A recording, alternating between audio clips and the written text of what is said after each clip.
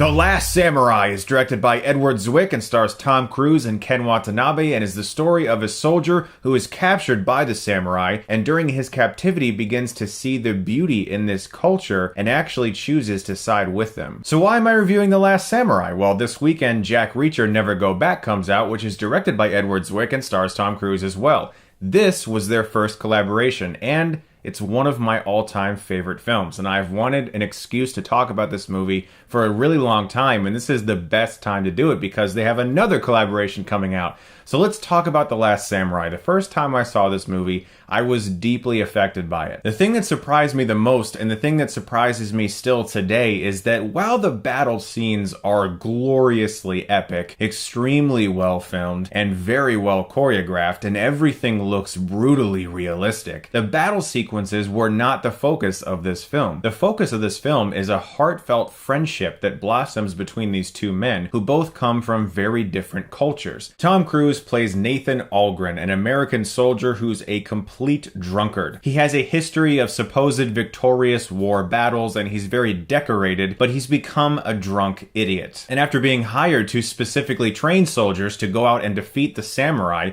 he is eventually captured by these very samurai he's supposed to kill. And that's when he meets Katsumoto, played by Ken Watanabe, the leader of this group of samurai, who refuses to kill him. He actually nurses Algren back to health and tries to show him a different way of life. And the fact that this movie so wonderfully focused on such a beautiful story between two cultures who were clashing at the time, who learned to work together despite their differences, and who learned to love one another, that to me was very emotionally resonant, because usually movies like this are like, when can we get to the battle sequences? Let's see some decapitations, some impalements, let's roll some heads, come on! And as I said, when the battle sequences come, they are extremely impressive and hold up very well 13 years later. There's an amazing lack of CGI. So much of it was done in camera and still today looks visually enthralling. But I find this film very timeless because, as I said, it chooses to focus on this wonderful friendship that grows between these characters. I am just as excited for every scene that happens when these two guys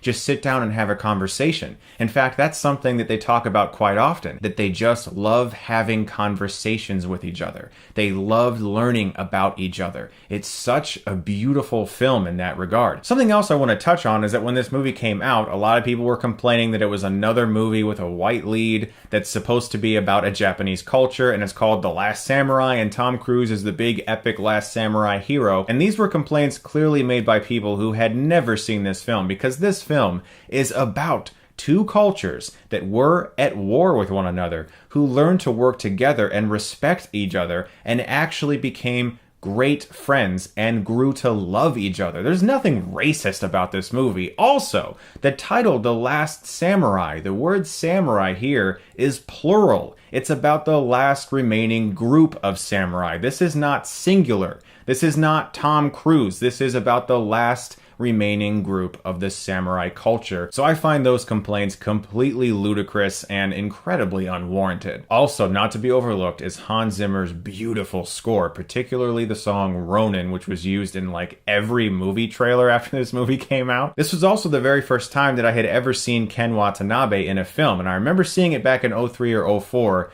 going, holy shit, who is this man? This guy is fantastic, and he really is so good in this movie. I love him in this film because he has such a love for his country, for his culture, for his emperor, but he sees it going in a direction that he doesn't agree with. And because of his intense love for his culture and for his people and for his country, he feels that he has to go against this. And it makes him such a conflicted and interesting character. And that contrasts with Tom Cruise, who is also feeling very similar conflict because he comes from a very American background. And now he's suddenly thrust into this world in which he's seeing people live together in peace, but who would die for each other in a moment's instant if they had to. And so these two characters learning to work with one another, to me, is fascinating to watch. And The battle sequences are amazing. Can I say it again? They're so good. This movie also introduced me to Hiroyuki Sanada, I tried, who is one of my favorite Japanese actors, who is in the Japanese version of Ring, as well as The Wolverine. I love this guy, and this was the first time I ever saw him in a movie too,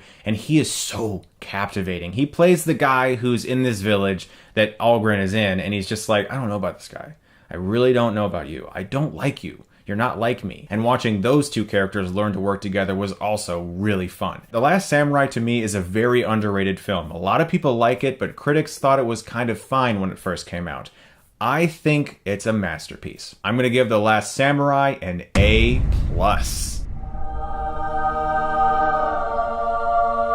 Guys, look forward to my review of one more Tom Cruise film before Jack Reacher Never Go Back comes out, because I just thought I'd do a couple Tom Cruise films leading up to that film. Unfortunately, it's going to get crammed into one very busy week because I took a vacation, as you guys know probably, so I want to review one more of his films, and it just might be directed by Mr. Steven Spielberg.